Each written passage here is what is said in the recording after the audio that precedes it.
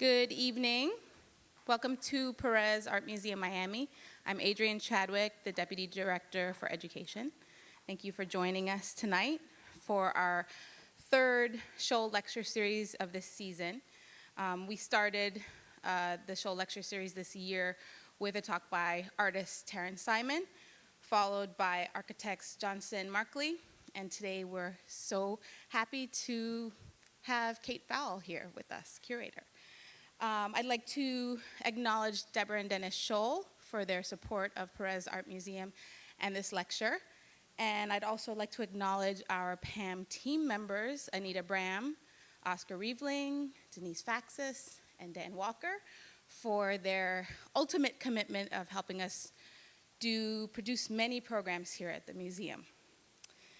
Kate Fowle is Chief Curator at Garage Museum of Contemporary Art in Moscow, and the Director at Large at Independent Curators International, also known by the acronym ICI.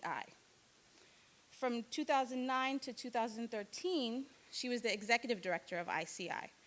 Previously, she was the inaugural International Curator at the Ullens Center for Contemporary Art in Beijing from 2007 to 2008, and Chair of the Master's Program in Curatorial Practice, which she co-founded in 2002 for the California College of Arts in San Francisco, which, by the way, our curator, Maria Elena Ortiz, was part of that program. Before moving to the United States, Fowle was the co-director of Smith Fowle in London.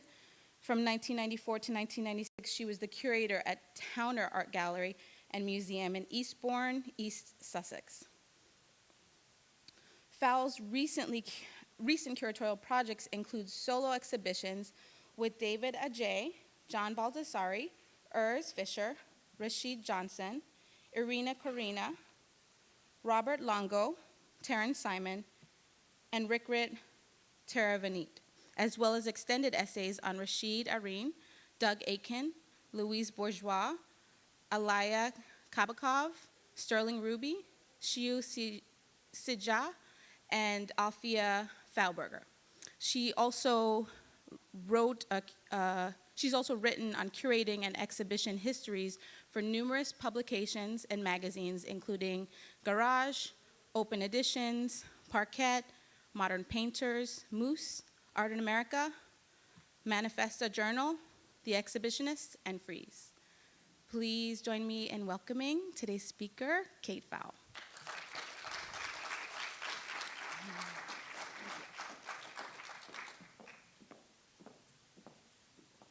Thank you very much for that introduction, and I'm extremely happy to be here, not least because of the fact that there's sunshine, and I haven't seen it for a long time. So I also have to say that I am honored to be part of the Scholl lecture series because I regard Dennis and Deborah as two incredibly inspiring people in the art world, so it's great to be invited to be a part of this lecture series.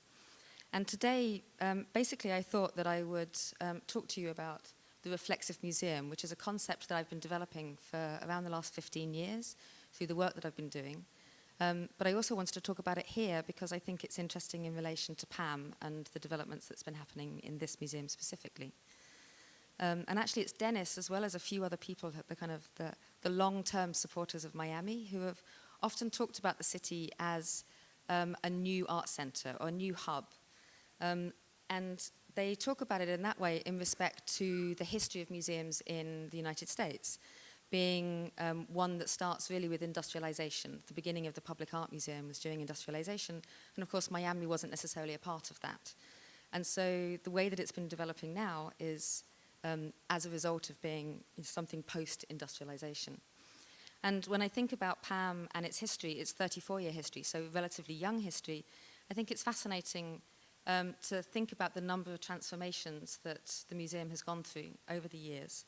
In part, I think, because of the redevelopment and regeneration in the city, but also it was interesting to me to see how it also connects to the mandate or the mission of the institution, insofar as you can read it easily on the website, people talk about it.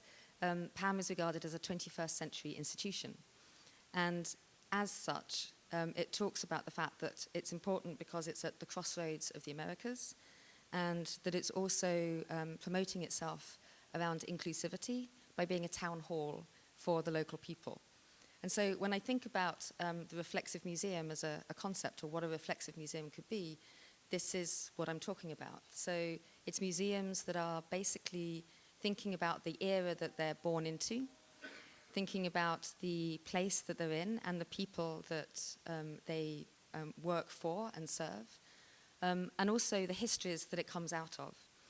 And Pam has also talked about the fact that the collection here is, whilst it's burgeoning and it's new, it's part of a 400-year history of collecting in the United States. So, you know, I think all of these points are interesting to think about in terms of the reflexive museum.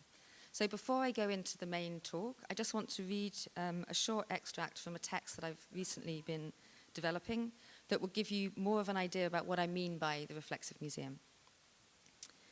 What would it mean to develop a reflexive museum?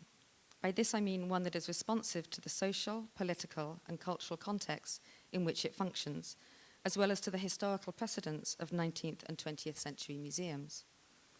The term is borrowed from social theory, where concepts of reflexive modernization suggest that, as a result of the gradual disintegration of simple modernity, namely the institutional structures of industrial society such as civil rights, universal suffrage, public education, healthcare, the welfare system, and so on, a process of modernizing modernization is taking place. This relates less to self-reflection than to a reflex, and by that I mean an action that is performed in response to stimulus, which arises through alienation from the impact of previous bureaucratic systems. This is happening in part because of economic and cultural globalization, and also as a result of the institutions failing the populations they were established to serve. To consider reflexivity in relation to the museum, it would follow that new formations will acknowledge shared genealogy with the 19th and 20th century Western modern public art museums as instruments for democratic education, for cultivating the masses, that care for public collections, as we know 19th century museums do, but also as places for connoisseurship, specialization and discourse, as laboratories for experimentation, as vehicles for visual spectacle, as the 20th century museums do. But these would all be understood, these precedents that we take in the reflexive museum, these would all be understood as traits of the simple museum, like simple modernization. Logically, the reflexive museum would be created by those who no longer feel beholden to traditional institutional mechanisms, who feel at liberty to be receptive to the constituencies that they operate within. They would focus on addressing issues of national and international relevance locally, while building networks and collaborations with like-minded organizations around the world. ... I want to focus today on Garage Museum of Contemporary Art as a way of looking through what this idea of a reflexive museum could be, in part because that's what I've been working for the last 5 years and thinking through it, but also because I've got a feeling that most of you have not ever been to Garage. And so, therefore, it's a way to introduce you to the program. So I know one person in the audience that has been, but is there anybody else? Wow, 3? I can't see up the back there, so that's fantastic. Yes, so I want to talk to you about kind of Garage as, you know, a project as well as through this reflexive institutionalism. So to give you a bit of a background to the history and how it's evolved basically over time, Garage was started in 2008, and it started off not exactly in the center of the city. The reason, it was founded by 2 people, Dasha Shikova and Roman Abramovich, and so it's a private private museum. I call it a privately funded, publicly minded museum. And basically, I think the way that it was established was to make sense of the contemporary Moscow, the Moscow of the period that it was started in, which, if you think about it, is 8 years after Putin has become the president, and like very few years, like 15 years after the beginning of New Russia, the fall of communism in Russia. So it started off in a place called Bakhmatevsky Garage, which is where it's got its name from. And Bakhmatevsky was basically a constructivist-era building that had fallen into disrepair in the Jewish quarters of Moscow. And so the first project was to actually redevelop the entire building. Garage stayed there for 5 years. At the time, the organization was pretty small. It was a very large space, but a pretty small institution in terms of the number of people working there. And basically what we took from that 5 years later was the name Garage, and it's now the Center for Tolerance and the Jewish Museum. So there was always a way in which it was thought about as being something that would be started that would continue to develop within the city. Then in 2012, we moved into Gorky Park, which is kind of the central park of Moscow, if you like. And in 2010, there was a regeneration project that started, again, through public-private funding with the state and with the city. So there was this idea that a park that had basically fallen into complete abandonment in the 1990s would be regenerated as a place of leisure and culture. I mean, in the 1990s, basically, if you went there, you'd be shot. You only went there to do deals with drugs. But there was basically this huge kind of move to creating different places of leisure. And we first moved into a temporary pavilion that was designed by Shigeru Ban, that was always going to be a 3-year project, basically, before we could move into the new building that we were building there. And basically, that was the beginning of the real kind of development of this notion of a public museum, insofar as it became a place that was very much a kind of hub, especially for young people. A lot of the programming was participatory. It's always been an international program that also integrates Russian artists. But at this stage, we weren't doing large-scale solo shows. We were doing a lot of group shows. We were doing a lot of projects that basically just kind of got people involved and started a very large education program, which actually led to the development of an education center. And then all this time, we were developing a building that was basically first created in 1968, which was at the first kind of opening up during the Soviet Union in the 60s when Khrushchev became the president. He was the person that wanted to kind of open up to the West more. And he basically had this idea that he would create cafes in parks across the country. So the building that we moved into in the end was a prototype for a cafe that would appear in 5 different parks across the country, seating 1,200 people, prefab buildings, but basically it never happened. I mean, this one opened, but his big plan never happened because, as we know, life changed in the Soviet Union again.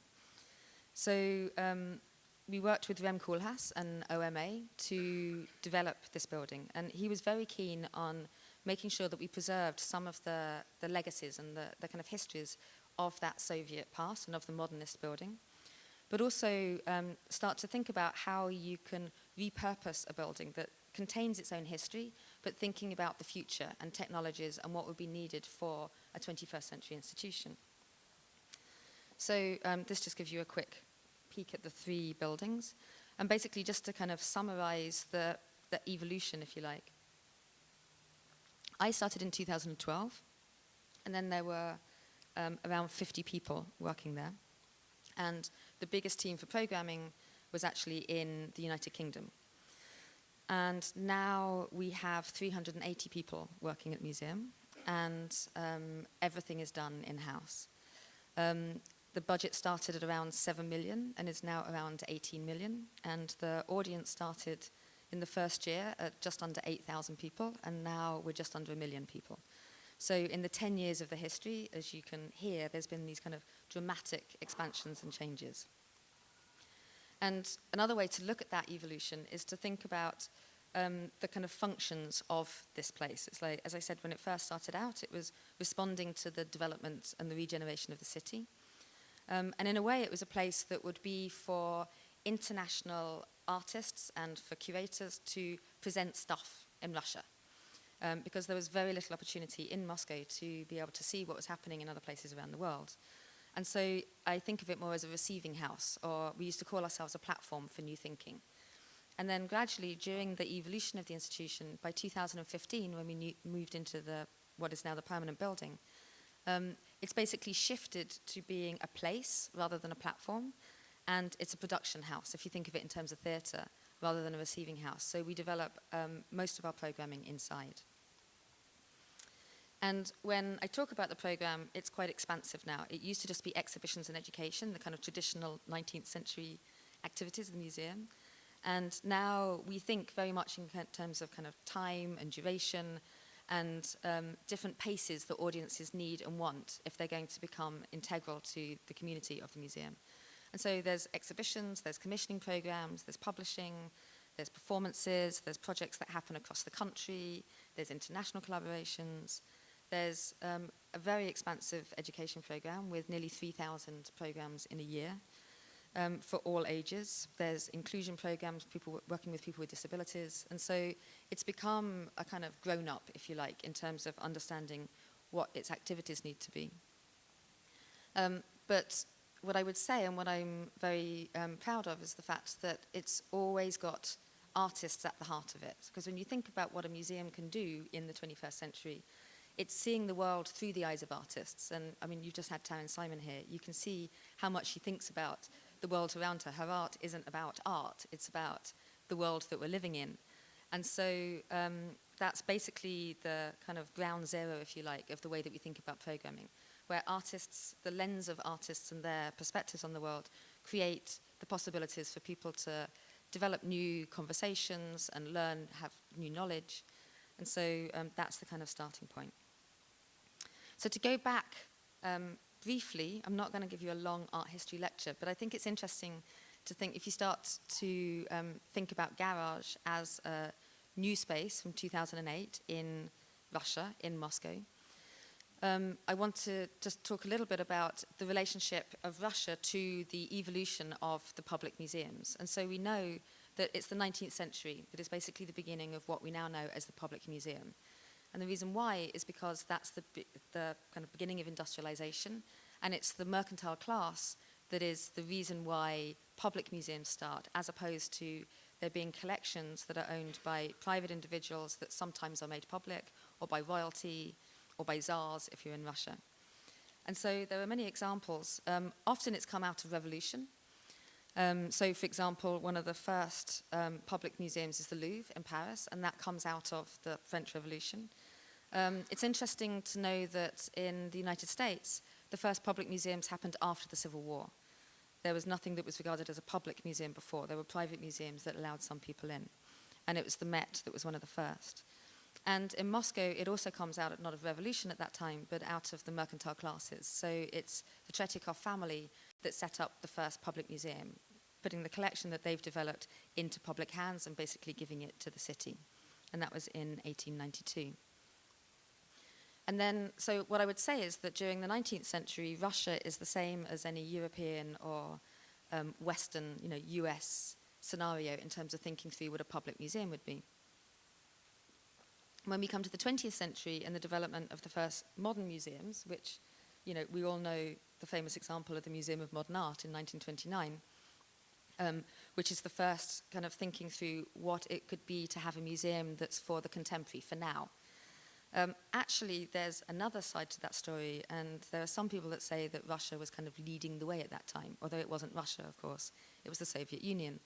Because the very first contemporary museums, which were called Museums of Artistic Culture, basically started in 1918, but they only ran for a decade. And they were incredibly forward-thinking. They were established basically as a mandate from the new Soviet government, but they were started by artists like Malevich, Rodchenko, Tatlin, art historians like Nikolai Punin, and there was this great feeling of kind of experimentation, of the fact that artists' work had to be alive, there needed to be a laboratory as a museum, there needed to be studios, there needed to be experimentation. And so there was this period where I would say that it's possible to see how there was this huge kind of speeding forward, if you like, of the experimentation that happened in the Soviet Union. But then when we start to think about the second stage of the 20th century, with what Rosalind Krauss would call the late capitalist museum, there's a big difference. And this is where the story of Moscow, the story of the Soviet Union starts to separate out. So just to talk briefly, if we think about the end of the 20th century, which of course was so different to the beginning, we can imagine that the late capitalist museum is basically when museums are being constructed out of the relics of industrialization. It's when we get the first large-scale, industrial-scale museum buildings. And the first is Masmoka in North Adams.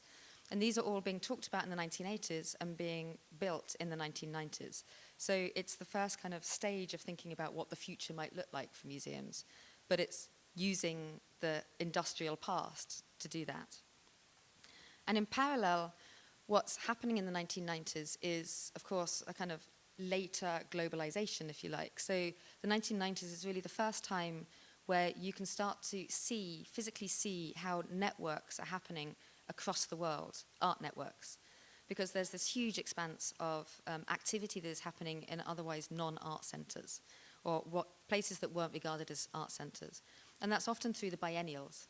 Insofar as you can see from this slide here, there were 32 biennials that were actually created in the 1990s. And from 1895 through to 1989, there were 27. And so there's this huge boom. And this is a way that curators are traveling. It's ways that artists are moving between different countries. It's when local people who are working in, let's say, Indonesia or in, Cuba, are meeting with professionals from other places. It's when, we start to see a big difference in what the art network or the art society could actually be. And this is happening in parallel to the late capitalist museums. But in Russia, well, the end of the Soviet Union, it's different even to that. There's in the 90s and in the 80s, there were no biennials. And just to give you a kind of brief comparison as to what was actually happening, throughout the Soviet Union, there were basically two paths if you're an artist. You could be an official artist, which means that you're working in the socialist realist style, or the Soviet realist style, and you're basically sanctioned as an artist by the state, and you've got a pretty good life in that direction. Or you're an unofficial artist, and that basically means that you're working in what's become known as the underground, and it means basically that you are not legally able to present your work. There are no museums, galleries that are structured to present this work because it's not sanctioned by the state. And there are many ways in which this, of course, creates its own society, because we know no matter where you are in the world, if you have a group of artists, there are ways in which art is made and it is shown. So they created their own systems that evolved slowly through the 1960s when there were a few openings up, again, during Khrushchev time. But then there used to be these apartment shows that would happen for one night. There used to be a lot of, I think the reason why there's a lot of text in Russian art is because a lot of the ways in which artists shared their work with each other was through discussion and discourse, and meeting up, having a drink in their studios, which were often in the rafters of houses, apartment blocks, and sharing ideas through albums, through books that they were drawing in. So this is just giving you a few images from the archive collection of some of the kind of activities that were happening in the 80s. And then, of course, in the 90s, after 1991, when New Russia began again, everything exploded. But it exploded in a way that wasn't necessarily in line or in parallel with the 1990s that we know in other places in the world, because it wasn't through the biennial system and it wasn't through the late capitalist. There was no late capitalist institutional thinking at this stage. It was fueled by artists. There were the first galleries that were set up that weren't commercial but operated in more of a commercial way. There was a ton of performance. There was an awful lot of kind of aggressive acts on the part of artists, or that are perceived as aggressive, where there's basically just this desire to try and say something about what is happening, particularly as the 1990s started to become more and more depressed and economically unviable. And so it's in that context that we then need to look back at Garage and what Garage is in terms of thinking about a 21st century institution when it opens in 2008. And I would say that it's now more part of this kind of new institutional model that has been set up since the mid-2000s all over the world. And these are institutions that are pretty much all privately funded, and they operate as public museums in different environments of different styles. But they've basically come out of a whole other system. They've come out of the biennial system, and they've come out of this kind of globalized talking where there are collectors and philanthropists that are meeting up with each other in different places around the world and then wanting to develop something that relates to their own context. And that, I would say, is in museums terms where Garage fits in. But if you're to look at it in the city, this is probably difficult to see. I would now say that in Moscow, which is the largest kind of art hub in the country, it's gone from being a food chain, where it was a kind of dog-eat-dog, everybody had to survive, there's many institutions that were developed and then died, But now there's kind of an ecosystem, and what you've got is places like the Tretyakov and the Pushkin federal institutions, which are all expanding dramatically at the moment. You have a number of independent museums and galleries. You have commercial art system. You have artist-developed projects. And so there is this ecosystem that makes it possible to think that the art scene could survive. And just so that you look on here, when you see the stripy lines rather than the solid red, that's basically all the museums that are under construction or under development at the moment. And there's a hell of a lot of development that's happening in places like the Pushkin, the Tretyakov. There's a new institution called VAC, which is a new building for an already quite established foundation. And I would say that it's kind of like a late capitalist way of thinking through things. They're using industrial spaces, and they're thinking big. You know, it's like in 10 years' time, there will be more space. It'll be like a little Miami in the snow. It's like, so yeah, come see it. So in thinking about what does it mean to kind of think about creating a reflexive museum, or a museum in the 21st century, somewhere like Russia? One of the first things that we need to look at is what the word public means, because it's all very well to say a public institution. What do we mean by that? We know in the 19th century it was about public education. It was about giving the public access to otherwise collections that were for the elite. But in Russia, like, not thinking about people first, but thinking about what publicness actually means, it's very complicated to think about a public institution when the word public and state don't necessarily overlap, and where there's a whole kind of question about what the public interest is in relation to the history of the way that the state operates. And so it's been very important for us to start to carve out what we mean by the word public, and I'll come back to that a bit later. In terms of other contexts that we need to think about, like put simply, it's place, perspective, and time. So the place, of course, is the geography and the politics, and that I've talked to you a bit about as we've gone along. With the perspective, I think that's basically about people, because, of course, every museum is as good as the people that go to see it, and they are contemporary. They're existing on a daily basis in the kind of fabric that is Moscow, that is Russia, that is the kind of globalized, forever on their cell phone, like connected into social media people. And then the time, I think the most important aspect to consider with that is missing histories. Because basically what you've got is, if you're developing an institution in Russia, the only way that they've been happening so far is through the Western structure, because of the fact that it's the Western art histories that are possibly no more than the Russian histories, apart from through a local kind of network of who did what, because there is no official history of Russian contemporary art, meaning history from the 1950s that is not official, the underground system.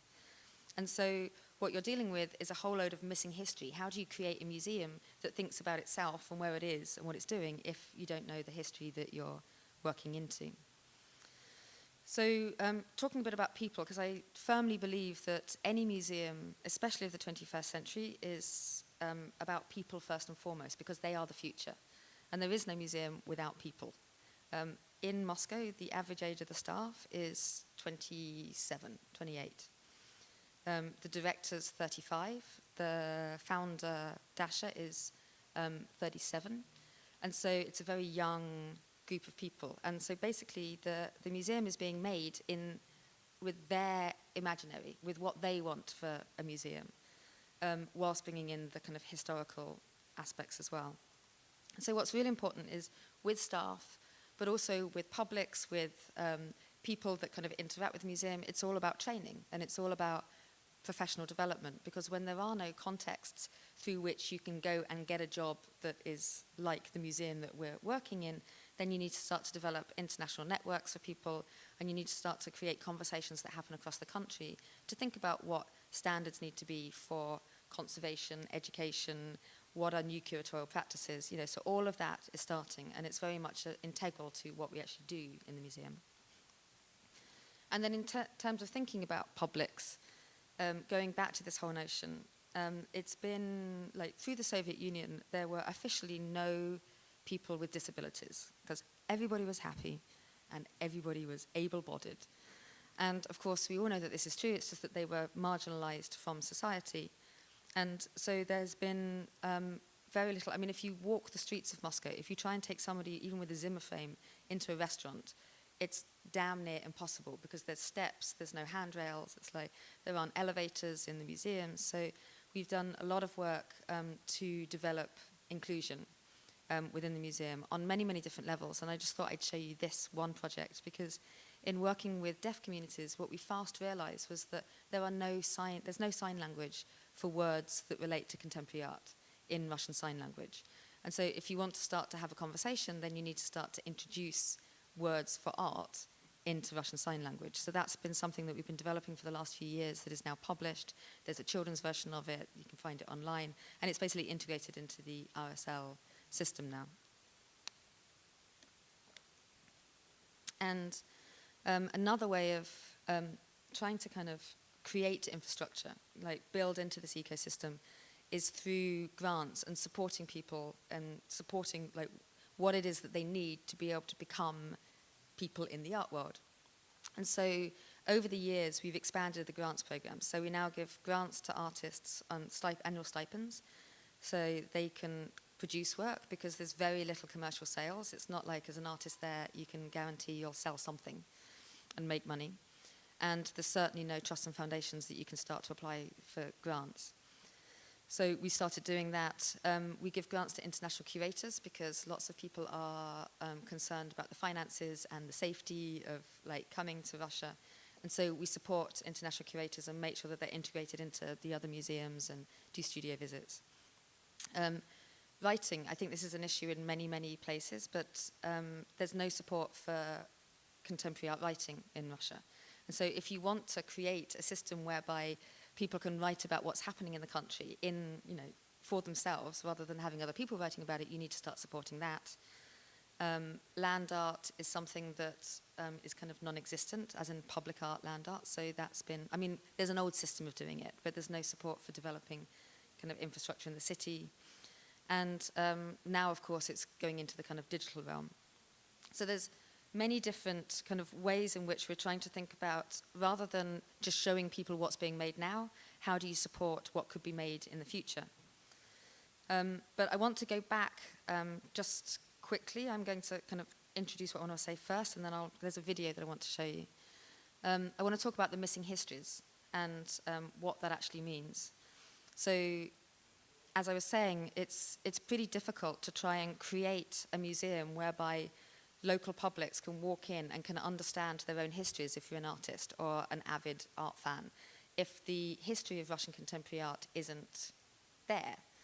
So it's been very important to think about how to do that. And when we became Garage Museum of Contemporary Art, which was in 2014, rather than Garage Center for Contemporary Culture, the reason why, one of the statements that we made is that we're doing it because we have this archive. And the archive is our collection. And we adamantly say that a museum can have a collection that's an archive, not necessarily of art objects, because what if those art objects don't exist anymore?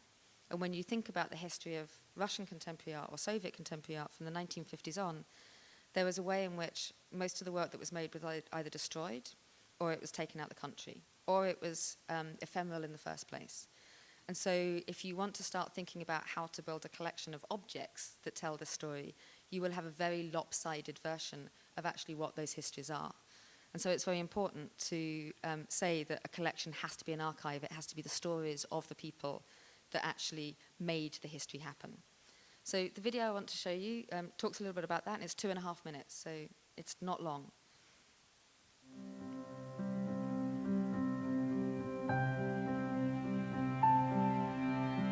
Russian and Soviet contemporary art is quite unexplored territory, both for local and international audiences.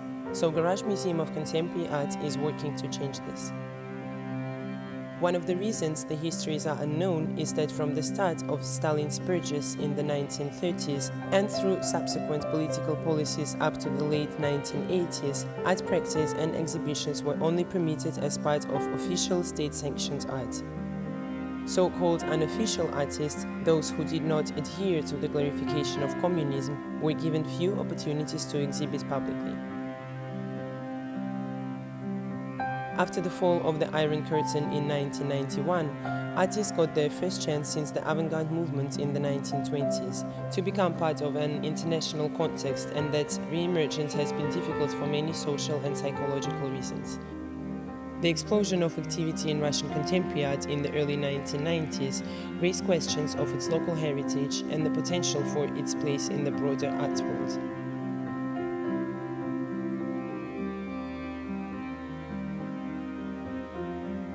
In 2012, Garage founded an archive collection to address the lack of access to information. This is now the largest public resource in the world for unofficial Soviet and Russian contemporary art. We welcome local and international scholars to research at our library and archive center, as well as producing exhibitions and publications that reveal the little-known histories. Recognizing that history is always in the making, Garage is also the first institution to develop research across the country into what artists are currently producing, what they are thinking about, and what they find urgent. This is made public through Garage Triennial of Russian Contemporary Art, which was initiated in 2017, as well as through online projects, regional exhibitions that accumulate materials from each city. In 2017, the museum also launched RAAN, the Russian Art Archive Network, which is established to ensure wide visibility for materials about underground Soviet and Russian art from the post-war period on.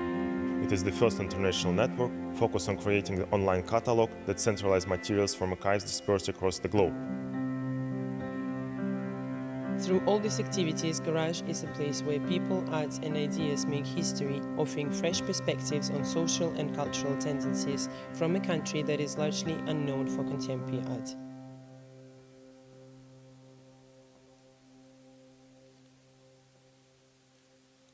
So that was the director of the museum, Anton, and Dasha Kortova, who's the head of development, that was speaking, and they hate the fact that their voices are on there, but I hope you could understand it. It's kind of like a homegrown video to try and explain some of the situations. So I'm not going to go into graphic detail, but this kind of gives you an idea of some of the archives. Basically, the archive collection started long before Garage even had the archive. It was started by the woman who is now the head of the collection in the 1990s, just by collecting everything that was going on as part of when the Soros Foundation was in Moscow. And it's basically accumulated through artists, through critics, through curators, through collectors, who have all been creating their own archives for years and years and years, knowing that there were no histories, official histories, being made in institutions. And so slowly we've been developing the expanse of the archive. So it's now giant, like over 400,000 items, but also connecting into how to help people develop archive systems across Russia as well. And then what Anton was talking about, RAAN, is the Russian Art Archive Network, and this is just beginning. And it's basically this giant digitization process of everything that's in our archive, but also in the Zimli archive, which is very big at Rutgers University, and the Bremen archive, which is in Germany. And so we're supporting the digitization of all the documents that are in all three of these archives, and hope to expand after that, so that things are available online and also translated. Because if you think about it, there's no way you can start to develop how Russian art can be looked at by scholars internationally as well as in the country if you can't get access to this stuff. So that's one way that we're kind of thinking about taking the museum collection, if you like, into a much broader way. And then a lot of what we do is, because of the fact that there's an urgency to this, but also because there's not much has happened up to now, is we kind of develop the archive live, if you like. So we produce exhibitions and publications that are building the archive as well as at the time that we're doing it. So this is just one example.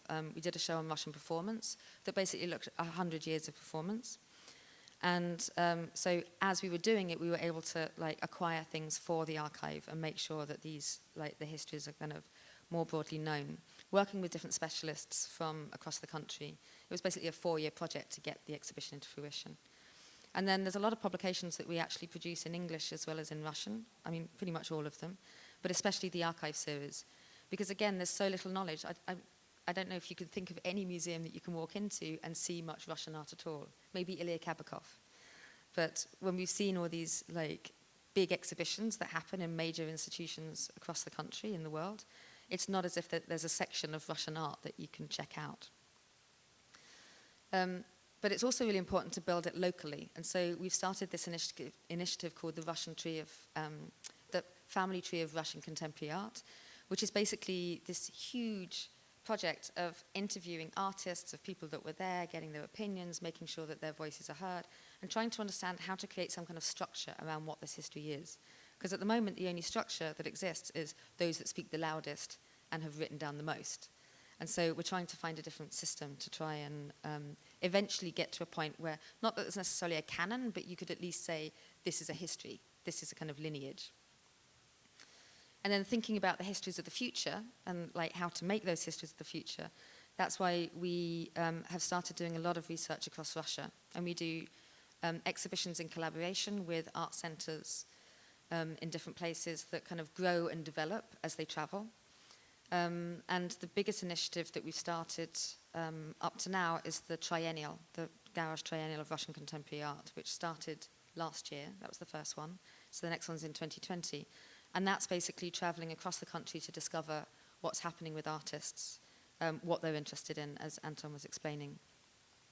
And this has created a lot of international interest as well as a giant furore like across the country.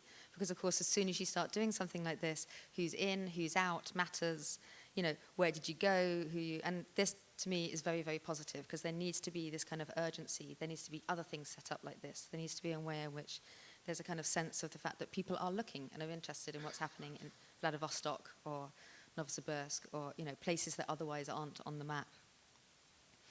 So in terms of these missing histories and like some of the focuses of how we work, there's a different way of thinking about it, which is also the kind of missing histories of social, political, and cultural phenomena or stuff that's happened in the country. And so we started this field research program that basically enables international artists and Russian artists to look into the little-known or overlooked stories that emerge out of Russia. So, for example, Mariam Ghani is an artist that's based in New York, but she is very involved in researching into Afghanistan. And so it turns out, because there's, as you know, strong connections between Afghanistan and Russia at different stages of the Soviet Union, and there's a lot of films that went missing in the Afghanistan archives that were produced by Russian production houses. And so we spent a lot of time with her getting it into different archives in Russia to try and retrieve some of this material and find where it might have gone, find missing extracts of certain films that are all about this period. Taryn Simon was somebody that spent 3 years working with us. And she basically worked with Rosatom, which is the national or the state nuclear energy company, which to begin with is impossible, but as you have met Taryn, you know that she does the impossible and she won't take no for an answer. So we spend a lot of time basically persuading the national state energy company that it was a great idea to let this woman into their working systems. And she basically has buried nuclear waste in the shape of Malevich's Black Square that will become the first physical artwork that the museum will have on display in this hole that is currently there, waiting for it. And so we managed to actually get her into the belly of the beast where the nuclear waste is, and she was making films, and there was a kind of an exhibition that was talking through the uses of nuclear energy in the country, from activism to the more kind of advanced sciences behind it.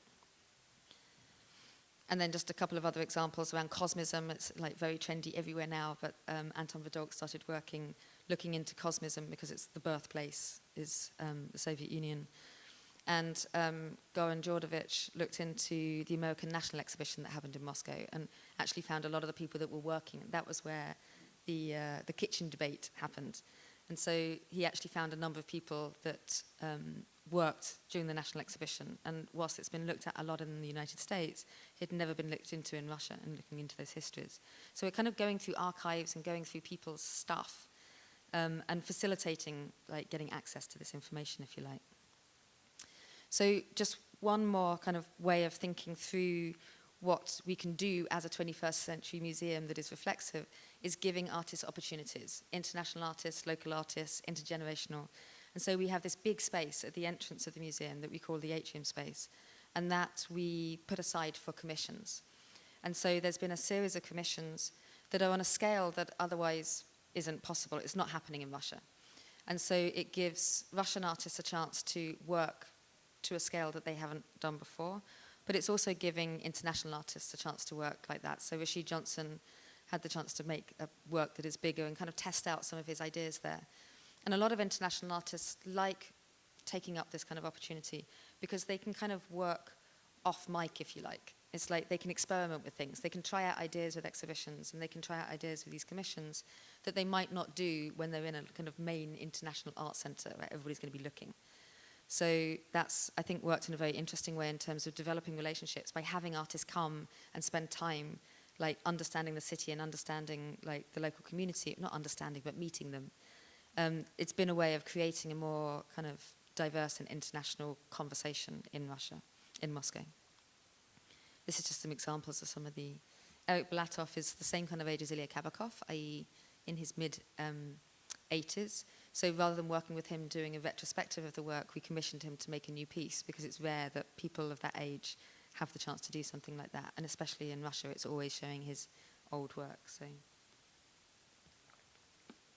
So one other way is thinking through how to create a broader kind of international dialogue that integrates a Russian conversation into it. So one of the more recent shows that we developed was called Proof. It was one that I curated with Francisco Goya, Sergei Eisenstein and Robert Longo. So it's looking at how artists across centuries and across continents have basically dealt with the social and cultural and political turmoil of their time, working at transitions between centuries when there's been a lot of kind of uproar. And so it's an exhibition that started in Moscow. And Robert actually was a co-curator with me, and he went into the Eisenstein archives. And there are basically drawings that are presented in the exhibition that you can see alongside the films in this image. Oh, not yet. I can see. But so we were able to present aspects of Eisenstein's practice that have never come out of the archives before, and now it's traveling internationally. So it's a way of kind of talking about something that is Russian, but in a way that kind of makes more sense on a broader basis. So it then went to the Brooklyn Museum, and it's currently on show in the Deichterhallen in Hamburg. This just gives you one other. So just to kind of summarize and tell you, as I said, we're 10 years old this year. So we've been doing a lot of talking internally about what a museum is, and I'm sure that that's happening in Miami with all the explosion of activity that's going on here. What is a museum? What can it be? And we know that over the 19th, 20th century, we've had these conversations of the museum as the laboratory, the museum as the university, and I would say that all of these are still relevant, and when I'm talking between the staff, they like the idea of the museum as the monastery still, but always there's this whole thing about, what about museum as startup? What about, there is a way now when we can imagine how museums can reflect the kind of working atmosphere, the kind of future thinking, the working processes that are coming out of startups, and start to understand that as a kind of model. Because after all, younger generations, as it goes on, it's like they need to see something that is reflected in what they feel comfortable in terms of habitat. And so this gives you a quick summary. This isn't all happening in 2018, but this is over the next 5 years. The number 4 is the main museum as it stands at the moment. And number 5 is the offices. And it takes 11 minutes to walk from one side of the park to the other, if you look from number 5 to number 4, unless it's snowing, and then it takes a bit longer. Number 2 is the education centre that already exists. And number 1 and number 6 is what we're working on this year. Number 3 is the brave new future that I don't like talking about just yet because it scares me to death.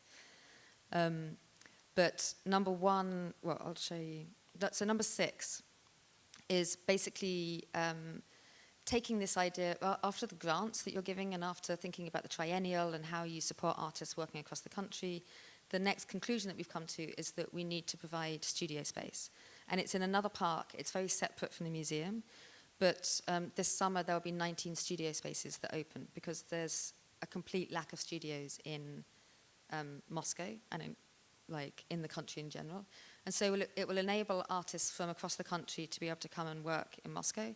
It will enable Muscovites to like get a studio space for a year or for 2 years, and also bring in international artists. So there'll be this kind of mix, and we're keeping it separate. You won't automatically get a show once you've like had a studio. There's discursive spaces and kind of programming spaces in this building. But it's just a way to think about the future and how. So we thought, as a legacy of the 10th anniversary, this is a good way to kind of show a different kind of commitment and a different way of thinking about what a museum can be. That basically goes back to that 1918 version of the Museum of Artistic Culture.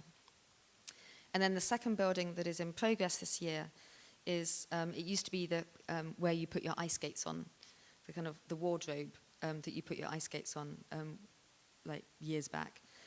And it's becoming garage incubator. And by that, there'll be, what I mean is that there'll be more kind of WeWork or startup type spaces.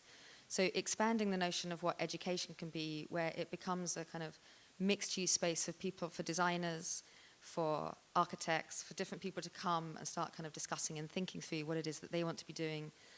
And it'll also have a children's cafe with them being able to kind of develop their ideas and what, you know, how they want to be working separate from the grown-ups.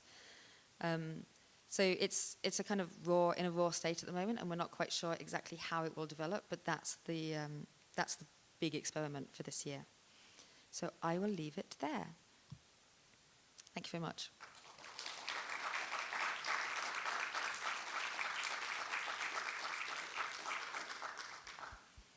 Do you like doing questions or not? Okay.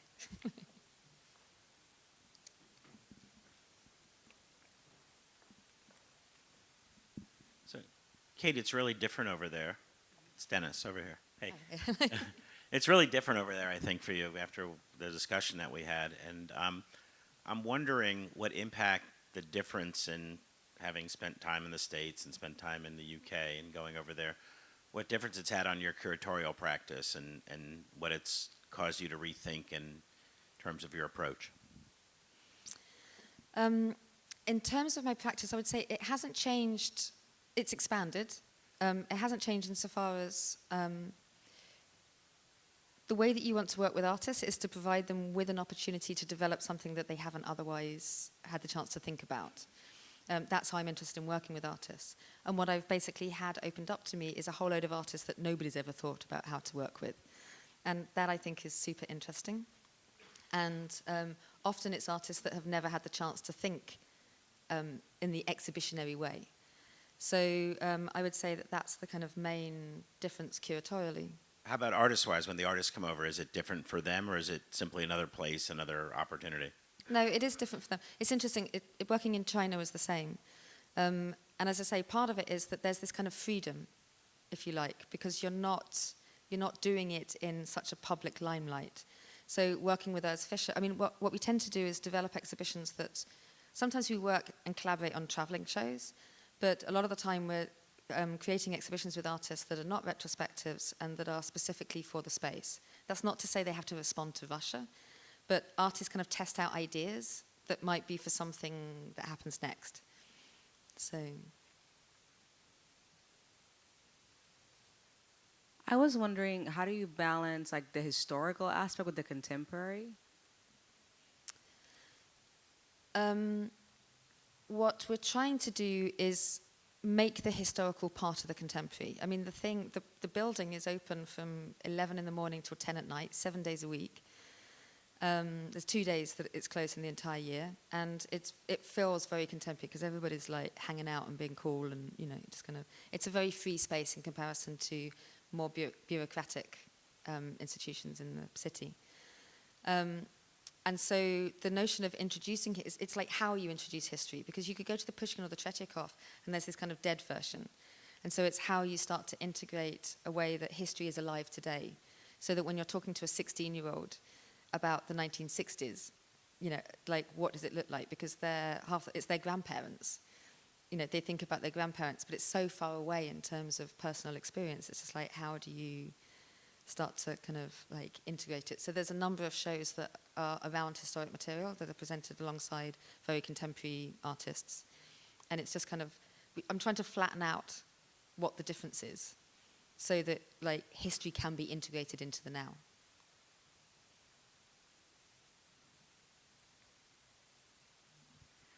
As you're developing your archive and your exhibition program, are you ever coming up against pressures from censorship? No. But basically there are no censorship laws in Russia. So there's nothing that you can do that's illegal. It basically ends up being either self-censorship in terms of what institutions do or don't do, or censorship on the part of the public. So when you hear about these things that happen, it's because somebody, often from the religious right, has come and stopped it physically. And as soon as there's any gathering of people that protest against something, then that is stopped. So that's where the confusion around like censorship, like whether there is any. What you've got are some major issues in terms of the archive, with like rights of reproduction and how things can come into the archive, because there are antiquated laws in the country as to what archives actually are, because up to now all the archives have been official archives that have been kept by the state, and when it's an archive that's outside of the state, there are different laws and regulations as to what can be included and how to include it, and so we're doing a lot of work around that. And I would say in general around the whole kind of like issues that could be seen as censorable, we talk a lot about it, and it's thinking about how to broach subjects or present artists that could create a lot of upset with some parts of the population, and how to do it so that there can be a conversation rather than it's a scandal. So we go out of our way not to produce scandals, but we've worked with Pussy Riot and with Pavel Pavlensky and with artists that are the kind of like the more kind of outrageous ones, or the ones that speak out against, and we've done projects with people like that. We've had artists protest by, like at the opening there was an artist that got himself carried in a glass box naked and plonked down in the middle of the opening. It's like, so it's got all the stuff kind of around it, but it's never that we've had an exhibition shut down or that we haven't done something because we feel we can't. So for example, we showed Roman Pedobon last year, and the main thing is that you have to have an 18 plus or a 16 plus or a 12 plus on exhibitions, so that, because there's laws about what children can see. So.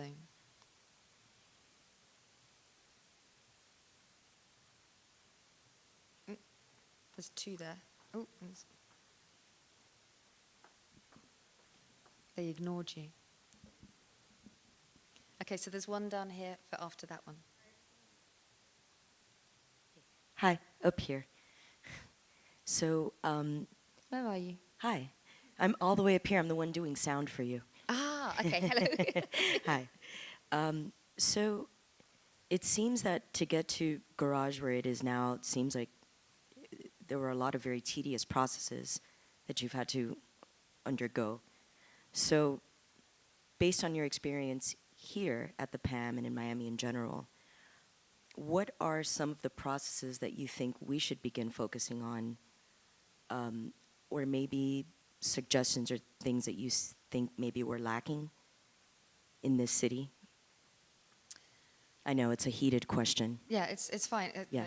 I work in Russia. I don't know Miami well enough or PAM to start saying this is what's wrong. But what I was interested in was what I was talking about at the very beginning, because you just need to spend a day looking at the history of PAM, thinking about its context and what it's doing. You know, what it says it's doing is like, what I would say is that if you've got the confidence to talk about yourself as a 21st institution, which very few museums do, if you look on mandates and mission statements, that's very rare. If you call yourself somewhere that's at the crossroad of the Americas, if you talk about inclusion as something that's like priority, that's kind of mentioned first and foremost, then how does that get integrated into everything that you're doing? What does it look like and what does it mean? And I know that it's starting, but the PAM version of the MAM, of the version before, has been something that's evolving. You know, and the ecosystem in Miami is so different from when I first started coming here. I mean, I haven't been for 2 years, and it's dramatically different again. And so I think that that's why I wanted to talk about this here, because I think that it's context specific. It's not necessarily going to be the same answers, but I brought up some of the issues that I think, or some of the questions that can be asked to see what happens. Like, I mean, it's very interesting that there are a whole load of private museums, and then there's a lot of private philanthropy that goes into like city museums, and then what happens to the smaller places like Locust when all this stuff starts to develop? You know, how does everything start to evolve so that it is this ecosystem that is healthy rather than it being the food chain that eats each other up? There was this guy here with the white shirt has been wanting a question for a while. Hi, so nice to have you here. Thank you for your talk tonight. You mentioned 1991 when it opened up, and all of a sudden all the underground artists came out and really started to explode. Was there any pushback from the older guard, the artists that were always sanctioned, or was it very accepted? Was that a opportunity for them to start to create work they had never created before? I wanted to go to the beginning. Hang on.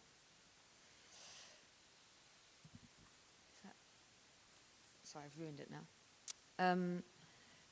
I wanted just to show you this image again, because that big statue of Peter the Great, that beautiful piece of public art, was made in 1994.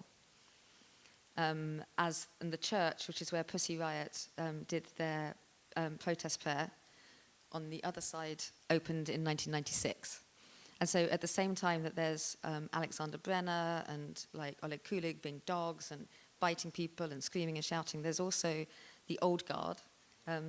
Vasily Tsereteli is the artist who made the Peter the Great, that's happening in absolute parallel. And basically, I mean, things started opening up in the 60s, and there was a moment then when the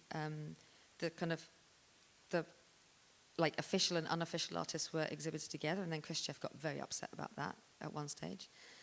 And this time around in the 1990s, it was just regarded that there was chaos on the one hand, and that these like young whippersnappers who are all now kind of in their late 40s, early 50s, you know, that these people were just kind of retrograde and it would go away. So the difference, what started to become problematic was that this is the time of opening up internationally. I mean, it basically started in 1986 during Perestroika, but suddenly you'd get the first exhibitions happening internationally in the US and in Europe. And so curators were coming and selecting artists, and they weren't selecting any of the official artists. And it was actually in 1988 when the first auction happened with Sotheby's. It caused the worst divide between both the unofficial art world, like all the factions of it, but also with the official, because there were only 2 official artists that were included in that auction. And basically there had been no market. I mean, the state had been funding and buying all the official art, so they also wanted to be on the international stage and sold. It evened itself out. There's still major arguments that go on between what are like now the former official artists. I mean, the talk that I did with John Baldessari and Ilya Kabakov, the East and the West, like the 2 80-year-olds, there were 2 artists that are part of the official system that were up in arms about Ilya Kabakov and why he would get on stage with someone like John Baldessari rather than them. You know, it's that kind of... That's amazing. Hi, so I was sort of curious about the I don't know how to explain exactly, let me try, okay? The idea of Russian artistic identity now, maybe especially among, you know, the younger generation, especially because, you know, my tiny little bit of knowledge about Russian history is it's always been sort of the part of the West, but not really. We want to be part of the West, but not really. You had Peter the Great and then Gorbachev, and I guess to some extent Catherine the Great, who kind of tied Russia to the West and those values, artistic values and cultural values, and then other times where Russia has just felt like kind of a backwater, maybe. That's my impression anyway. I don't know if that's right or not.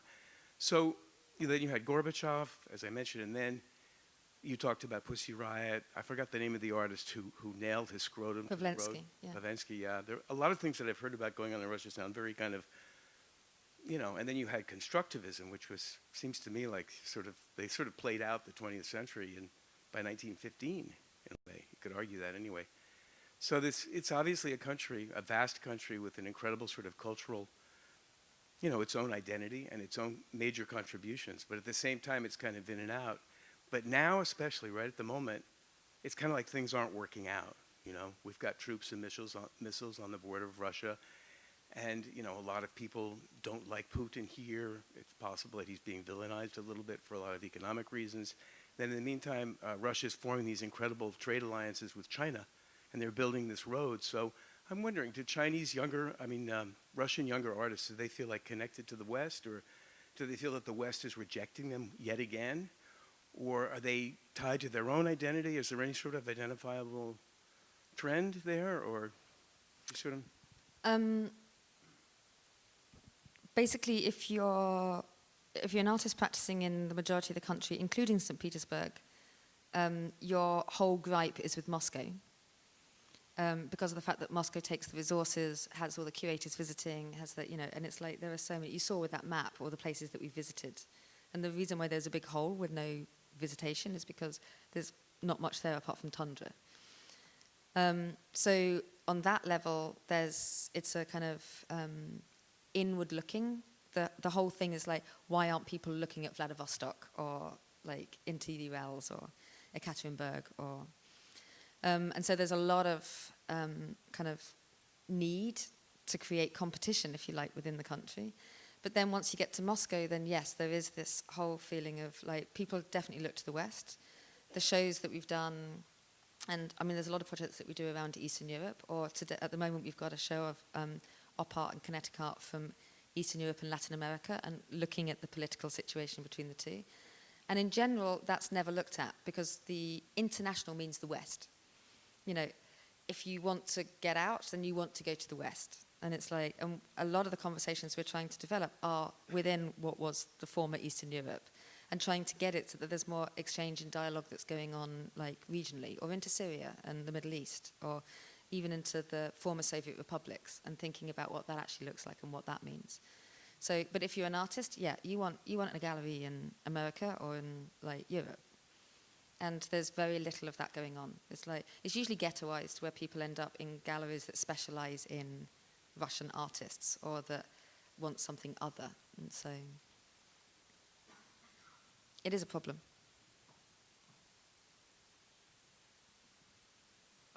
Hello. Could you tell us a little bit more about the garage's relationship with the general public? You mentioned that it was a very open sort of space. I'm not sure whether you charge admissions or whether, in fact, it's traditional for any private museums, if tradition is the right word, to charge admission. Do you have membership programs? Is the Russian public used to going to to the garage kind of museum, or is this completely novel and strange, and they come as a sort of curiosity to see UFOs? Yeah. So, yes, we now charge admission. We didn't in the Shiguru ban when we first moved into Gorky Park. And now we do, because basically what we discovered is, well, one thing is that if people if they don't have to pay, they walk in and walk out super fast and don't look at half of it because they get turned off. So now basically downstairs, the whole of the downstairs part is free, and upstairs where the exhibitions are, you pay, and it's basically 300 rubles, which is, exchange rate changes a lot, but it's around $5. And if you have more than 2 kids, then the whole family gets in for free. If you're over 50, then you get in for free. If you're under 12, you get in for free. It's like, I mean, a lot of people get in for free. So, and it is completely strange. It's like it's starting to develop, like the Victoria Art Foundation, VAC, that is going to open up next year, will be a parallel garage. The Tretiakov is expanding, and Rem Koolhaas is doing that, and there's a new director that's, she's in her 60s, but she speaks English and is super cool. The Pushkin's got a new director who's under 96, which is what the old director was when she left 2 years ago. And so there's basically, I mean, contemporary art is a new phenomena.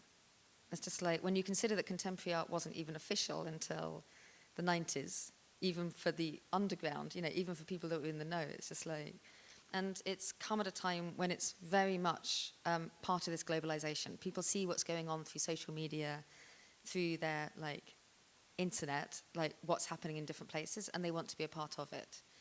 And so you've got this, I mean, when we first opened, the average age of the visitor was 18 to 23. And we're very excited every time we kind of push it up a little bit. So now, like basically if you're over 55, there's not many of you in the museum. There's now a lot of younger families, though, people in their 30s and 40s that have kids because of all the education that we do. And there's a lot of adult like educational projects as well. I definitely think that it being in the park makes a difference because there's a lot of people it's around 60% first-time visitors still. So you basically come into the park, you've heard about it, there's a lot of advertising, we get a lot of coverage because we're kind of the main, like the equivalent of the New York Times covers pretty much everything we do. And so if you are interested, you'll come and find out. And our big job is to get the return visitor. So, which is starting to happen, but it needs to go further. In terms of membership, it's completely new. We've got the first membership program in the country that is like the Western membership. And so now there's around about 10,000 of the like small members. And that basically means that you pay, it's the equivalent of like $20 for the year. There's also a patrons program that's just started. The largest amount of money we get in the patrons program is $1 million, and the average like is between 25 and 35,000. So it's early days for all of it, but there's an interest, and there's a way in which you can see that there's a culture developing, basically. So Please join me in thanking Kate.